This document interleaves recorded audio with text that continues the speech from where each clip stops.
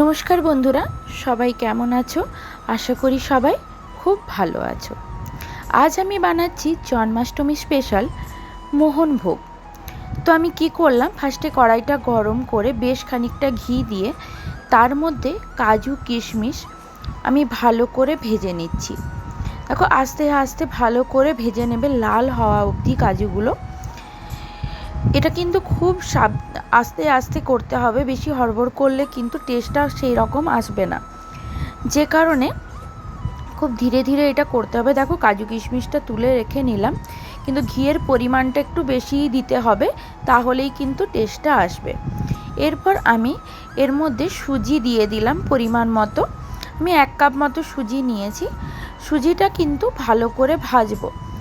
সুজিটা মোটামুটি লাল হওয়া অবধি কিন্তু আমি ভেজে নিচ্ছি, বারবার ঘুরিয়ে ফিরিয়ে। কড়াইয়ের মধ্যে কিন্তু আমাদেরকে কড়াইটা নেড়ে যেতে হবে, সুজিটা নেড়ে যেতে হবে, না হলে কিন্তু লেগে যাওয়ার ভয় থাকে, মানে সুজিটা পুড়ে যাওয়ার একটা ভয় থাকে।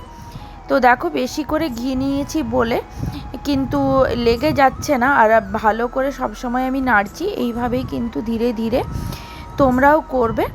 যত ভালো করে ভাজা হবে তত সুন্দর কিন্তু টেস্ট আসবে। এরপরে আমি দিয়ে দিলাম এর মধ্যে দুধ দিয়ে দুধ দেওয়ার পরও কিন্তু ভালো করে নাড়তে হবে। তারপরে পরিমাণ মতো চিনি, দুধটা শুকিয়ে আসলেই পরিমাণ মতো চিনি, আমি একটু কেশর ভেজানো জল দিলাম। তোমরাও দিতে পারো, টেস্টটাও সুন্দর হবে, দেখতেও সুন্দর লাগবে। তারপর ভেজে রাখা কাজু কিশমিশ দিয়ে খুব ভালো করে নাড়াচাড়া করে আস্তে আস্তে করে নেড়ে নিয়ে একটু শুকনো শুকনো জাস্ট হবে, যাতে কড়াইটা ছেড়ে যায়, মানে কড়াই থেকে এই জিনিসটা ছেড়ে যায়, তাহলে কিন্তু খুব সুন্দর টেস্ট আসবে। এইভাবেই কিন্তু তোমরাও বানিও। আমি বানিয়েছিলাম, খুবই সুস্বাদু হয়েছিল। তো জন্মাষ্টমীতে তোমরাও এরকম বানাতে পারো।